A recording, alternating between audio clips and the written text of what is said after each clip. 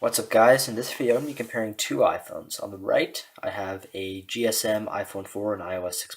On iOS 7.1.1, and on the left, I have a GSM iPhone 4 on iOS 6.1.3. In this video, as I already said, I will be comparing these two iPhones. So the first thing I'm going to do is start these up. There you go, iOS 7.1.2 and iOS 6.1.3. I'm going to slide to unlock both of these. And there we go. As you can see, all apps are closed in the background, so that is good. Just to prove to you that I am on the firmware that I just stated, I'm going to go right here into settings on both devices. Alright, and I'm going to go to general. Well, it's going to go down to general. And then if I go to about, you'll see this is on iOS 6.1.3, so iOS 7.1.1. Alright, so here we go. And just to prove to you again that these are not, I'm not running an iPhone 4S. One way that you can definitely tell, I go into settings, general, you see there'd normally be Siri here, there is no Siri. The same thing here, settings, I go into, settings, general, you'll see there's also no Siri. So that's something to keep in mind. Alright, so without further ado, I'm going to close out these apps. Alright, there we go. Close it out. And there we go. Close it out. Alright, so we're going to be doing an opening apps test. So let's begin doing a Safari test. And we're going to be doing a Geekbench. So first thing we're going to start out with is loading up apps. So the first one we're going to do, if I can do it with my fingers, but out like this, is the Messages app. So 3, 2, 1, go.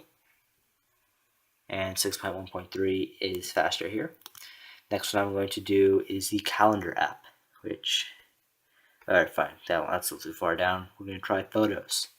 Alright, so 3, 2, 1, go. And 6.1.3 did load it faster, even though there's a ton of photos on this device. Alright, next app we're going to try is the Camera app, so 3, 2, 1, go. And one way you can tell 6.1.3 is faster because it focuses faster, even though you're focusing on a black area. Another app we can try is the Weather app. This is a Wi-Fi based app. First one. Oh, I don't know why that one for some reason didn't register with touch on 7.1.2.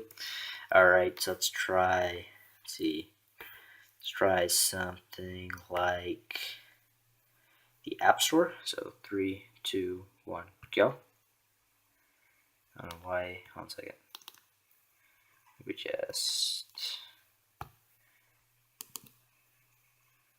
some reason didn't register my touch, so I'll try it again. 3, 2, 1, go. There we go. Let's see which one was the first. And 7.1.2 did load up there faster. That's one of the few that it actually dominates on 7.1.1. Alright, let's see. Let's try the App Store. Go. I already did the App Store, my bad. Let's try the iTunes Store. Let's see. 3. If I can do this correctly. 3, 2, 1, and go. There we go. And let's see who gets there first. Up 6.1.3 did get there first. Not by a lot though. 7.1.2 quickly caught up after that. Let's try phone. Let's see if I can do it. Let's see. 3. Oh, let's not do phone. Let's do music. 3, 2, 1, and go. And it shows Safari instead. My bad.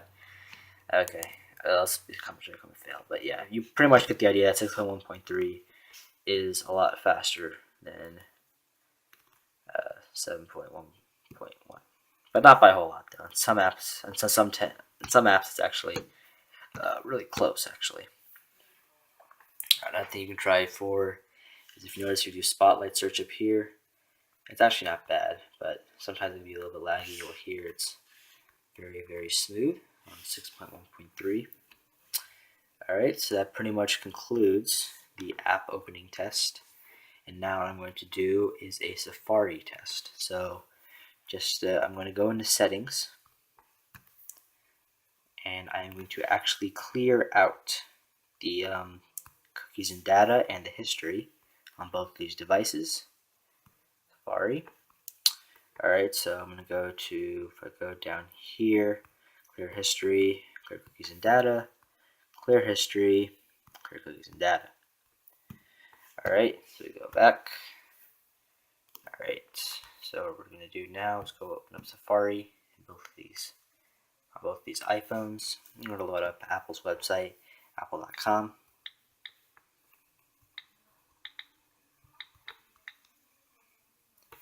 Alright, I'm going to load up, same thing here, apple.com.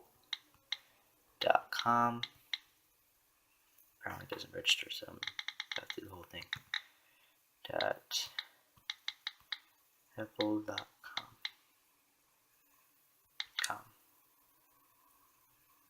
Why is it doing the Yahoo search? I have no. Oh, hold on a second. Why is it not? Here, let's try something simple. Let's try. Oh, wait, no. Never mind. I was like, my bad. Apple.com. Okay. Alright, so we're going to hit .apple.com. So I'm going to hit hold go on both of these devices in 3, 2, 1, go. And iOS 6.1.3 did beat it, actually by a big margin right there. But there are, however, other tests that we can do that show 7.1.2 is indeed faster when it comes to Safari. So I'm going to load up a basic website like google.com. So I'm going to hold these down. 3, 2, 1. Oh, 3, 2, 1, go. And you see 7.1.2 dominated 6.1.3. So for the most part, the JavaScript engine in 7.1.2 is faster than 6.1.3, but overall 6.1.3 has a better performance, and it's also a lot less laggy when opening up different applications. Alright, so I'm going to go back, and now what I'm going to do is run a Geekbench, and Geekbench is not installed on this device, so I'll be back when I'm done installing. What's up, guys? I'm back, and I have installed Geekbench on the iPhone 4 and iOS 7.1.1, and all applications are closed in the background, so I'm going to go ahead and run the Geekbench. Okay, as you can see, these are iPhone 4s. This one even says it, iPhone 4. iPhone 3.2 means the same thing as iPhone 4, 6.1.3 up here, and 7.1.1 up here. These both mean the same thing, but it's an Apple A4 clocked to 800 megahertz, so I don't know why it's a little bit less here. They both have half a gig of RAM, and they have a single core processor, even though it doesn't say that. So without further ado, I'm going to run a processor benchmark. 3, 2, 1, go. And we'll see who is faster.